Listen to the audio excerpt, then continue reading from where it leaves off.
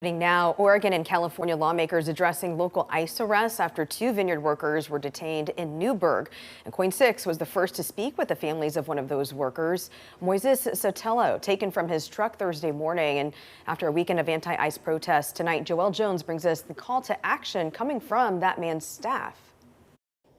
It's been a surreal 2 weeks for this team as both men were from the same company taken by ICE agents, which co-workers tell me refused to identify themselves. Lawmakers saying today these raids are bad for business as staff tell me they've been forced to boost security to help squash workers' fears as they try to keep this business going in honor of Moises. He's not just my boss, he's a mentor, he's my friend, and he's family.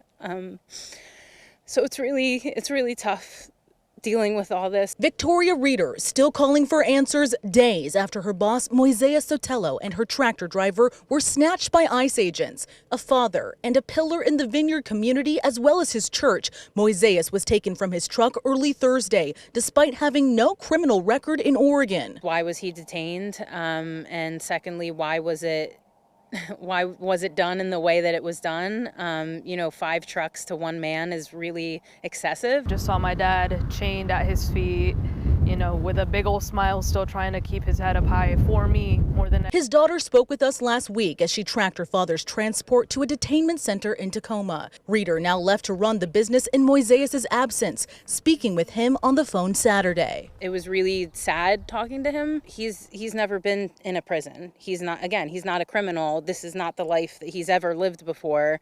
So he had a really difficult time. Moises' name on protest signs and outside the Portland ICE building. His staff now calling on lawmakers to act. Today, Oregon Congresswoman Andrea Salinas addressing the arrest at a roundtable with wine industry stakeholders. These arrests have created fear among our communities and disrupted the workforce. You can't make good wine with bad grapes, and you can't grow good grapes without good vineyard workers. These are just regular people with kids and families, and we can't do this.